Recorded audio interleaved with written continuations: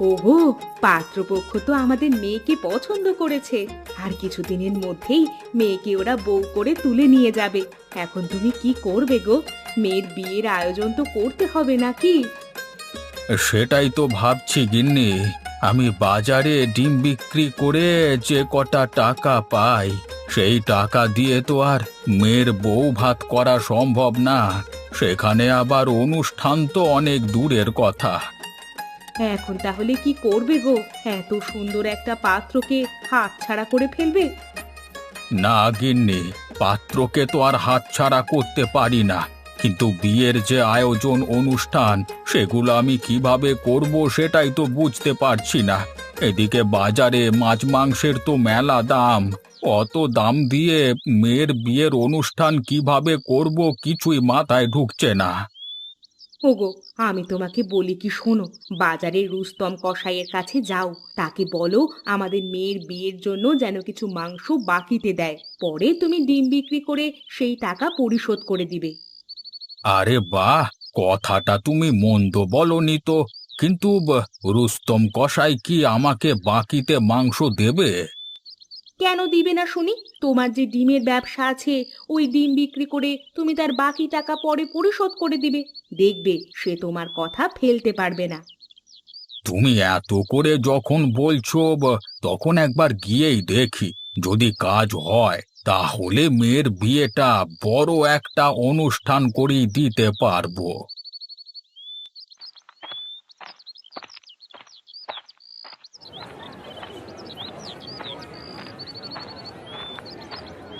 আরে দেখো দেখো, কে আমার দোকানে মাংস নিতে এসেছে। তো যতীন বাবু, তোমার ওই ডিমের দোকান কেমন চলছে? নিশ্চয়ই ভালো। তাই তো মাছ ছেড়ে মাংস নিতে এসেছো দেখছি। আরে না না রুস্তম ভাই, আমি তোমার কাছ থেকে মাংস নিতে আসিনি। আমি এসেছি তোমার কাছে একটা সাহায্য চাইতে। না না, একটা বিপদ থেকে উদ্ধার পেতে আর কি। আমার কাছে তুমি সাহায্য চাইতে এসেছো যতীন বাবু? বলো, তোমাকে কিভাবে সাহায্য করতে পারি? আমি আসলে তোমার কাছে এসেছি আমার মেয়ের বিয়ের মাংসের জন্য। কিছুদিন পর আমার মেয়েটাকে বিয়ে দিয়ে দেব। ওর বিয়ের অনুষ্ঠানে গ্রামের অনেক মানুষ আসবে, সেখানে অনেক মাংস লাগবে। সে তো ভালো কথা যতীন বাবু। শোনো, তোমার যত মাংস লাগবে সব তুমি আমার দোকান থেকে নেবে। তোমার কাছ থেকে আমি দাম একটু কম রাখবো, বুঝলে? সে না হয় তুমি মাংস দিও, কিন্তু আমার কাছে যে এখন অত টাকা নেই। তুমি আমাকে বাকিতে মাংস দিতে পারবে রুস্তম ভাই? মানে মেয়ের বিয়ের অনুষ্ঠানের পরে তোমার সব টাকা আমি পরিশোধ করে দেব। কি, বাকিতে মাংস? আ, আ, বলি কি যতীন বাবু, এটা কি মামার বাড়ির আবদার পেয়েছো নাকি যে বাকিতে মাংস দেব? শোনো, প্রতিটা ছাগল আমাকে টাকা দিয়ে কিনে আনতে হয়, সেখানে তোমাকে আমি বাকিতে মাংস দেব এটা ভাবলে কি করে? যত সব বাকির কাম ফাঁকি। এত সব কথা কল্পনাতেও আর আনবে না যতীন বাবু। আশা করি আমার কথা বুঝতে পেরেছো। ও, বুঝেছি। দেবে না তো? আচ্ছা থাক, দেওয়া লাগবে না। আমি তাহলে অন্য কোথাও যাই।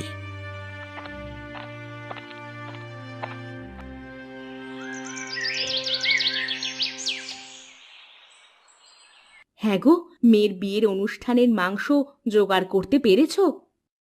না গো গিন্নি, এখনো পারিনি। গিয়েছিলাম ওই রস্তম কসাইয়ের কাছে, কিন্তু ওই বেটা সাফ জানিয়ে দিয়েছে যে সে বাকিতে এক টুকরো মাংস দেবে না। বলো কি, বাকিতে মাংস না দিলে অত মাংস তুমি টাকা দিয়ে কিভাবে কিনবে গো? তোমার কাছে যে অত টাকা নেই। সেটাই তো ভাবছি গিন্নি, কি করা যায়। তবে আমি ভাবছি কিছু টাকা মোড়ল মশাইয়ের কাছ থেকে বেশি সুদে ধার করে আনবো। মেয়ের বিয়ে হয়ে গেলে তারপরে সব টাকা সুদে আসলে ফেরত দিয়ে দেব। না না, ওই মোড়ল মশাইয়ের কাছ থেকে তুমি সুদে টাকা একটা টাকাও নিবে না। জানোই তো, সে হলো এক রক্তচোষা সুদ ব্যবসায়ী। তোমার সব রক্ত সে একেবারে শুষে নেবে। দরকার নেই মেয়ের বিয়ের অনুষ্ঠানের জন্য ওই মোড়ল মশাইয়ের কাছ থেকে টাকা ধার নেওয়ার। সুদের টাকা দিয়ে মাংস কেনার কোনো দরকার নেই। তাহলে কি করব গিন্নি? এত সুন্দর পাত্রটা কি তাহলে মেয়ের জন্য হাত ছাড়া করে দেব? না না, এটা যে আমি একদমই করতে পারি না। এত সুন্দর পাত্র কি আর সব সময় আসে নাকি? যে করি হোক, আমার মেয়েকে আমি এই পাত্রের কাছে বিয়ে দেব। এই পাত্রের কাছে বিয়ে দেবে ঠিক আছে, কিন্তু অনুষ্ঠানের অত মাংস তুমি কোথায় পাবে সেটা তো একবারও বলছো না। দেখি কি করা যায়। বিধাতা কোনো না কোনো একটা ব্যবস্থা ঠিকই করে দেবে। বেশি হলে ডিমের দোকানটা বিক্রি করে দেব, কিন্তু তারপরেও মেয়ের বিয়েটা হাতছাড়া হতে দেব না। ওগো, বলি কি, আমার মাথায় একটা দারুণ বুদ্ধি এসেছে। শোনো, তুমি আমাদের মেয়ের বিয়ের অনুষ্ঠানের জন্য মাংসের বদলে মাছের আয়োজন করো। দেখবে গ্রামের মানুষ মাংসের বদলে মাছ পেয়ে খুবই খুশি হবে।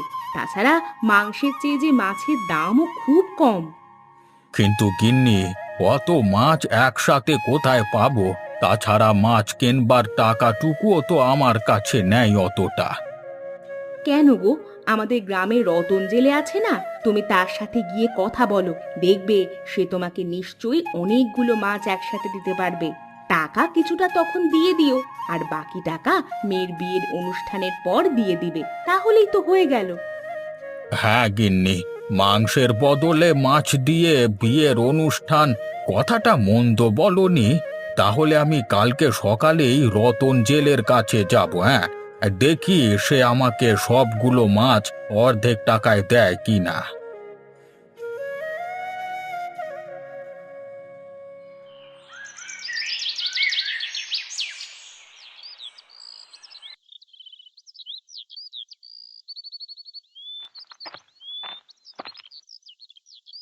আরে যতীন বাবু যে, তা এত সকাল সকাল এই নদীর পাড়ে কি করতে এসেছেন? নদীতে স্নান করবেন নাকি, না আবার মাছ ধরতে যাবেন, কোনটা? আরে না না রতন, আমি তো এসেছি তোমার কাছে একটা কাজের কথা বলতে। আমার কাছে আবার কি কাজ নিয়ে এসেছেন যতীন বাবু? আমি তো আর ওই ডিম আর মুরগি কোনোটার সাথেই জড়িত নই। তাহলে আমাকে আবার কি জন্য দরকার হলো বলুন তো? আসলে রতন শোন, কয়েকদিন পর আমার মেয়েটার বিয়ের অনুষ্ঠান। তা আমি ভাবছি এবার মেয়েটার বিয়ের অনুষ্ঠানে মাংসের বদলে মাছ দেব। আর তাই তোমার কাছে মাছের অর্ডার দিতে এসেছি। আরে যতীন বাবু, এসব কি বলছেন আপনি? আপনি আমার কাছ থেকে মাছ নেবেন, এটা তো আমার জন্য সৌভাগ্য। তা বলুন, আপনি কতজন মানুষের আয়োজন করেছেন আর কতগুলো মাছ আপনার প্রয়োজন? আরে দাঁড়াও দাঁড়াও, আমি তোমার কাছ থেকে যেই মাছ নেব তার অর্ধেক দাম এখন দিতে পারবো, আর বাকিটা কিন্তু বিয়ের অনুষ্ঠানের পরে দেব, বুঝলে? কেন, বাকি টাকা আবার বিয়ের পরে দেবেন কেন যতীনবাবু? আসলে আমার এখন ডিমের ব্যবসাটা অতটা ভালো চলছে না। প্রতিদিন যে ডিমগুলো দোকানে বিক্রি হয়, ওতে আমার আসল টাকাটাই উঠে আসতে কষ্ট হয়। তবে মেয়ের বিয়েটা শেষ হলে তোমার সব টাকা আমি পরিশোধ করে দিতে পারবো। না না যতীনবাবু, মাছের পুরো টাকাটাই আমাকে সাথে সাথেই দিতে হবে, নয়তো আমি আপনাকে এতগুলো মাছ বাকিতে দিতে পারবো না। আমাকে মাফ করবেন যতীনবাবু। থাক রতন, যদি তুমি দিতে না পারো তাহলে আমি আর জোর করব না। আমি তাহলে যাই, কেমন?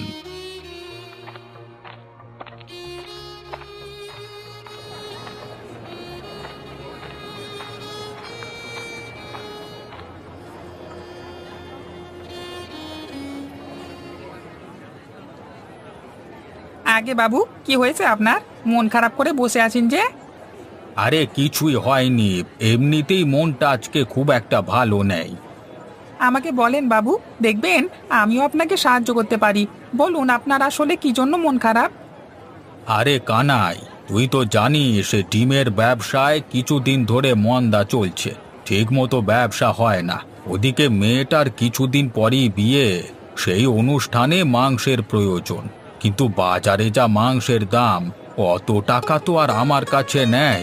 তাই গিয়েছিলাম বাকিতে রোস্তম কসাইয়ের কাছে মাংস কিনতে, কিন্তু বেটা আমাকে বাকিতে নাকি এক টুকরো মাংস দেবে না।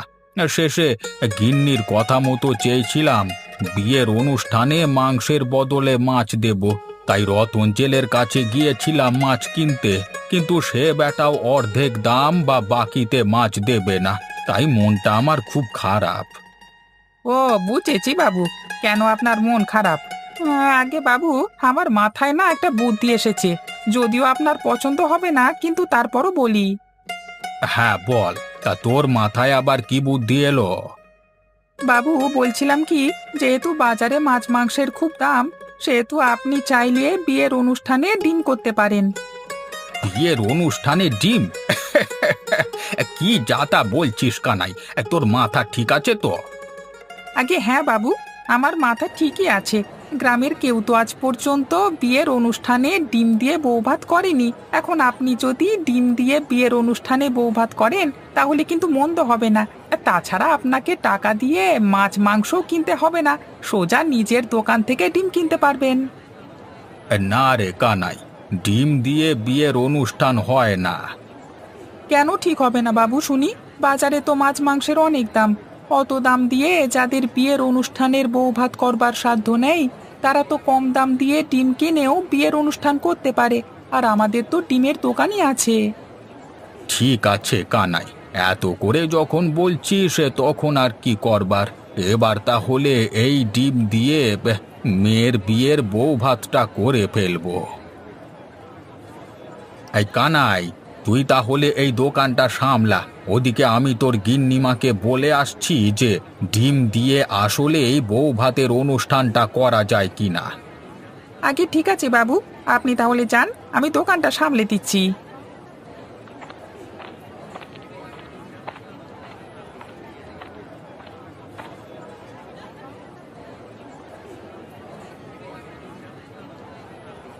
ডিম দিয়ে আবার কি বউ ভাতের আয়োজন? গ্রামেই প্রথম খাচ্ছি। হ্যাঁ, সে যা বলো ভাই, ডিম দিয়ে বউ ভাত খাওয়ার মজাই কিন্তু অন্যরকম। এতদিন বিয়ের অনুষ্ঠানে মাছ মাংস খেতে খেতে মুখটাও একেবারে তেতো হয়ে গিয়েছিল। আজ এই প্রথম বিয়ের অনুষ্ঠানে ডিম দিয়ে বউ ভাত যেন পুরনো স্বাদটা ফিরিয়ে নিয়ে এলো। আহা আহা! হ্যাঁ ভাই, মন্দ বলনি, ডিম দিয়ে বউ ভাত যে আসলেই খুব মজার হয়েছে। হ্যাঁ, আরে খানাই, তুই তো পুরো ফাটিয়ে দিয়েছিস। হ্যাঁ, তোর কথা মতো মেয়ের বিয়ের অনুষ্ঠানে ডিম দিয়ে বউ ভাত করিয়েছি, আর দেখ গ্রামের মানুষ কি পছন্দ করে ডিম ভাত খাচ্ছে। আগে হ্যাঁ বাবু, আমি তো আপনাকে প্রথমেই বলেছিলাম, গ্রামের সবাই মাছ মাংস দিয়ে বিয়ের অনুষ্ঠান খেতে খেতে একেবারে তপ্ত হয়ে গেছে। এখন বিয়ের অনুষ্ঠানে ডিম ভাত পেয়ে খুবই খুশি মনে পেট ভরে খাচ্ছে। তা তুই এটা ঠিক কথাই বলেছিস কানাই, কিন্তু এসবই হয়েছে তোর কথা মতো। তুই যদি আমাকে বউ ভাতের ডিমের কথা না বলতিস, তাহলে তো আমি এটা করতেই পারতাম না।